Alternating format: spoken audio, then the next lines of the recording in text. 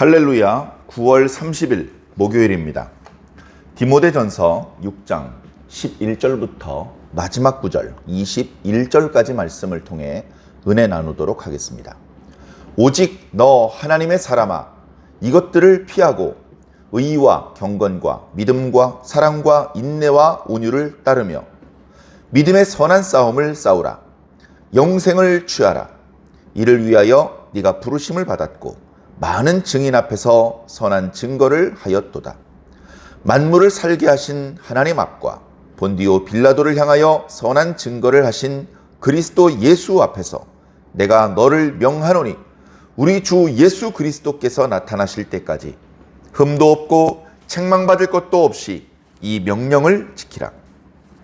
기약이 이르면 하나님이 그의 나타나심을 보이시리니 하나님은 복되시고 유일하신 주권자이시며 만왕의 왕이시며 만주의 주시오.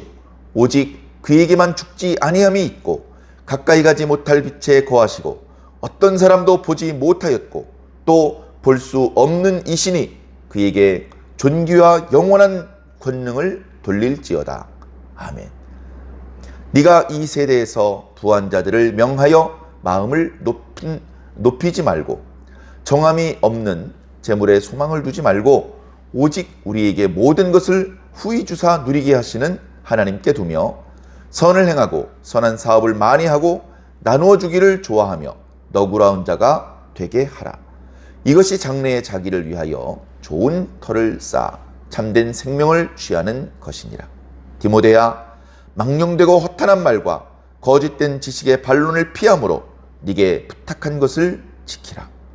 이것을 따르는 사람이 있어 믿음에서 벗어났느니라. 은혜가 너희와 함께 있을지어다. 아멘. 사도 바울의 디모데를 향한 절절한 마음이 잘 드러나는 그런 말씀입니다. 특히 이제 편지를 마무리하는 그런 부분이기 때문에 돌려 말할 수 있는 여유가 없죠. 직설화법으로 디모데에게 부탁을 하고 있습니다.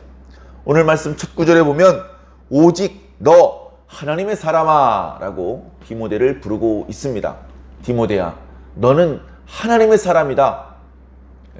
너는 하나님의 사람이다. 다시 말해서 세상에 속한 자가 아니고 하나님께 속한 자다. 세상의 윤리를 따를 사람이 아니고 하나님의 법도를 따라야 될 사람이다. 세상이 시키는 대로 사는 것이 아니라 하나님께서 명하신 대로 살아야 되는 하나님의 사람이다. 디모데야, 너도 나이가 어렸는데 깨닫는 것이 온전하지 못한 적도 있었는데 너도 이제 어엿한 하나님의 사람이 되었구나. 나와 함께 하나님의 사람이 되어 하나님을 기쁘시게 하자. 이런 마음이 깔려 있는 것이죠. 디모데를 인정하면서도 권면하고 그가 정도를 벗어나지 않고 끝까지 좋은 하나님의 사람으로 칭찬받기를 바라는 마음에서 이렇게 그를 부르고 있는 것입니다. 그러면서 연속 동작으로 11절과 12절에 네 가지를 사도는 디모데에게 명합니다. 그 첫 번째는 뭐냐? 이것들을 피하라. 이것들을 피하라고 한 것을 보니 이것들은 별로 바람직하지 않은 것 같습니다. 바로 앞구절 9절과 10절에 나타나는 말씀들이죠. 돈을 사랑하는 것에서 피해야 된다. 부하려는 마음에서 피해야 된다. 사람은 누구나 돈에 욕심이 끌릴 수 있습니다. 그것을 다스리기가 정말 어렵습니다. 그렇기 때문에 피하는 의지적인 노력이 필요한 것이죠.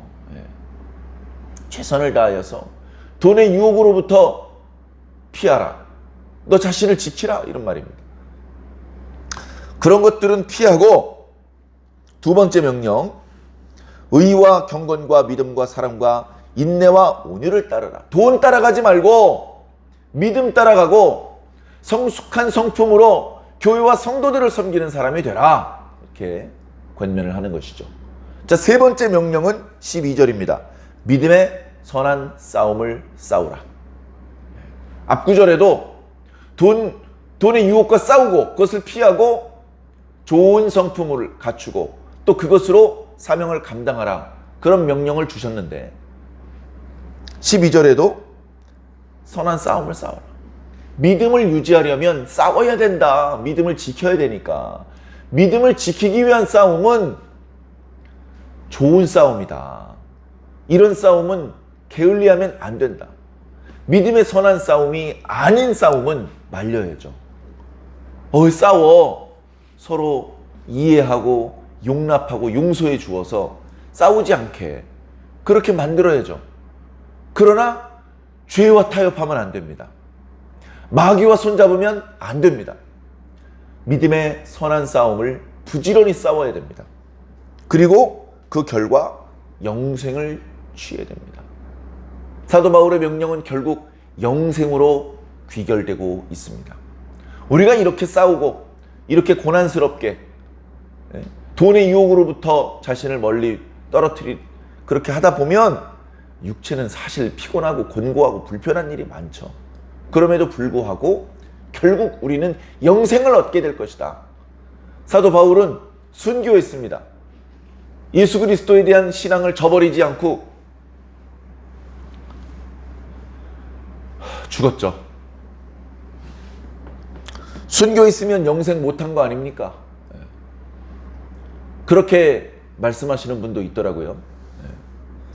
우리가 지금 현재 살고 있는 이 육체의 생명, 이것이 모든 생명의 전부라면 그분의 말이 맞습니다. 그러나 생명은 우리가 육체를 입고 있는 동안에 가지고 있는 이 생명이 전부가 아닙니다. 하나님을 믿는 사람, 예수님을 진짜 제대로 믿는 사람, 육체를 입고 있는 동안에 무슨 보상과 무슨 좋은 일을 많이 겪었습니까? 그러나 우리보다도 더 온전한 신앙으로 주님을 섬겼던 그 신앙의 선배들 중에 그 누구도 원망하고 불평하고 억울하다고 말하고 이럴 수 있냐고 하나님께 따지는 자는 없습니다. 오히려 과분한 하나님의 축복에 감사하며 요한계시록 말씀처럼 하나님께서 면류관을 씌워주시는데도 면류관을 저희가 어떻게 씁니까? 면류관은 오직 주님만 쓰실 수 있는 겁니다 하면서 면류관을 다시 주님 앞에 돌려드리는 그런 과분한 사랑과 축복을 받게 되는 것입니다. 이것이 영생입니다. 그저 죽지 않고 계속 이 생명을 유지하는 게 영생이 아닙니다. 코에다 호수 꽂아놓고 입으로 음식물도 섭취하지 못하면서 말도 못하고 눈동자도 자기 마음대로 굴리지 못하는 그런 상태로 10년, 20년, 100년을 살면 그게 무슨 영생입니까? 하나님께서 주시려는 것이 우리가 생각하는 것보다 더 좋은 것이라는 것을 믿으시기 바랍니다. 자, 디모데는 처음부터 이렇게 주의 종이 되며 주님을 위해서 일을 하고 마지막에는 영생이라는 복을 얻기 위해서 부름을 받았고 많은 증인들 앞에서 선한 증언을 했던 것입니다. 그러면서 사도 바울은 또다시 속되게 표현하자면 흥분했습니다. 하나님, 예수님, 성령님 이야기만 하면 사도 바울은 흥분을 해서 하던 이야기를 멈추고 먼저 하나님을, 먼저 예수님을 하지 않을 수 없는 것이죠. 만물을 살게 하신 하나님. 하나님은 만물을 살아있게 만드시는 분이다. 만물의 생명을 공급하시는 분이다. 예수님, 우리의 모든 죄를 대속하기 위해 십자가를 지셨을 때 빌라도에게 신문을 당하셨죠. 빌라도가 예수님에게서 죽일 만한 죄를 찾지 못했다고 기록하고 있습니다. 그럼에도 불구하고 군중들의 선동에 그만 예수님을 죽이라고 그를 내어줄 수밖에 없는 나약한 모습을 보였는데요. 예수님은 오히려 빌라도 앞에 나약하지 않았습니다. 당당했습니다. 선한 증거로 말씀을 하셨었죠. 그 하나님과 그 예수님 앞에서 내가 너에게 명한다. 예수 그리스도 반드시 다시 오신다. 그분 다시 오실 때에 흠이 없는 상태, 책망할 것이 없는 상태가 되어야 된다. 디모데전서에서는 책망받을 것이 없는 사람이 되라는 권면을 여러 차례 하고 계십니다. 교회의 감독도 책망받을 것이 없어야 되고, 집사도 책망받을 것이 없어야 되고, 참 과부도 책망받을 것이 없어야 되고, 당연히 디모데도, 주의 종도 책망받을 것이 없어야 된다. 특히 예수님 다시 오시는 순간에 깨끗한 어린 양의 신부의 상태로 그렇게 단장된 상태이어야 한다. 그렇게 말씀하고 있는 것입니다. 15절에 기약이 이르면, 때가 되면, 예수님 다시 오실 만한 때가 되면 하나님께서 징조를 보이실 것인데, 그 하나님은 누구시냐? 복되시고 유일하신 주권자이시고 만왕의 왕이시고 만주의 주시고 오직 그에게만 죽지 아니함이 있고 가까이 못할 빛이 거하시고 아무도 그를 보지 못하였고 볼 수 없는 분이시다. 오직 그분에게 존귀와 영원한 권능이 있을지어다. 하나님은 이런 찬양을 받으시기에 합당하신 분입니다. 이런 절대적인 하나님의 그 절대성을 우리가 늘 잊지 않아야 됩니다.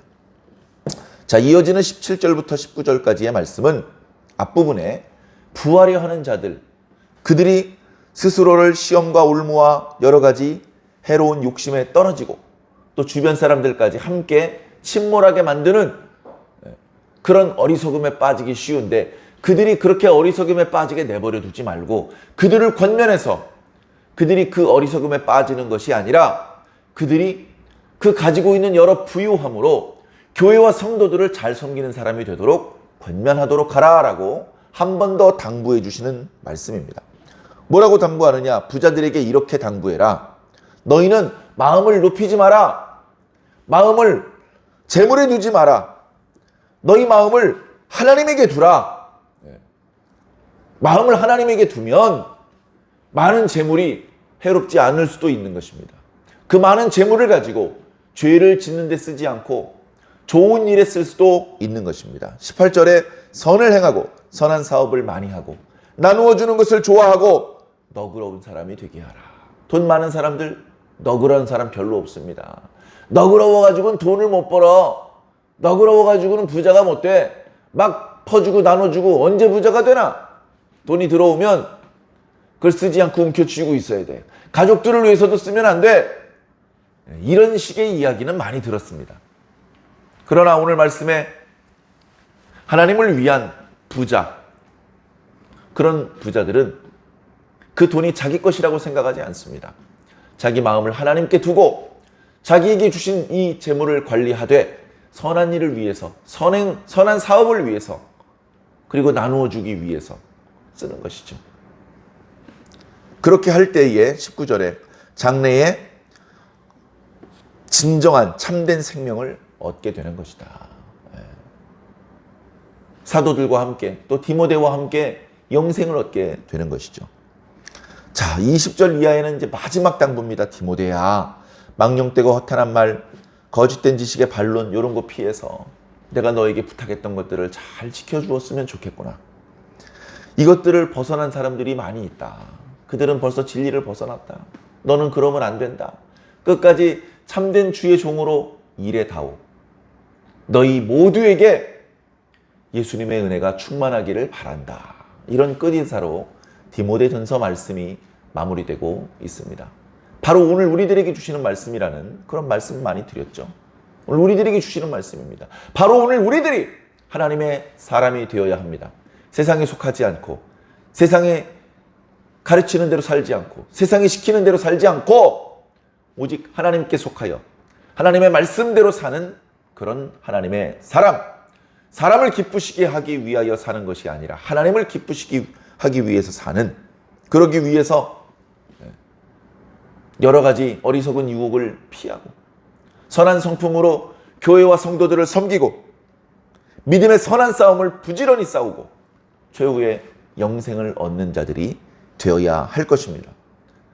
우리 중에는 부자가 되고 싶어서 부자가 되고 가난해지고 싶어서 가난해진 것은 아니겠지만 각자 자신의 형편에 맞게 가난한 사람은 가난한 사람대로 세상에 때묻지 않은 신실한 신앙을 잘 보존하고 부유한 자는 부유한 자대로 자기 마음을 높은 데 두지 말고 재물에 두지 말고 하나님께 두어서 자신에게 맡겨주신 재물을 하나님을 위하여 쓸 수 있는 참된 지혜로운 주님의 일꾼으로 그렇게 살아야 될 줄로 믿습니다.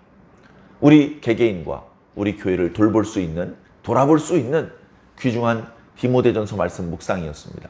계속해서 말씀 묵상을 통해서 우리에게 당신의 뜻을 보여주시고 우리를 바른 길로 인도해 주시는 하나님께 감사를 드립니다.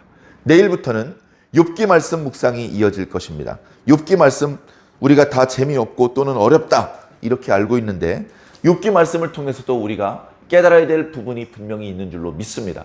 하나님께서 우리에게 필요한 것을 주실 줄로 믿고 하나님의 뒤를, 말씀의 뒤를 부지런히 잘 쫓아와 주시기를 예수님 이름으로 간절히 부탁을 드립니다.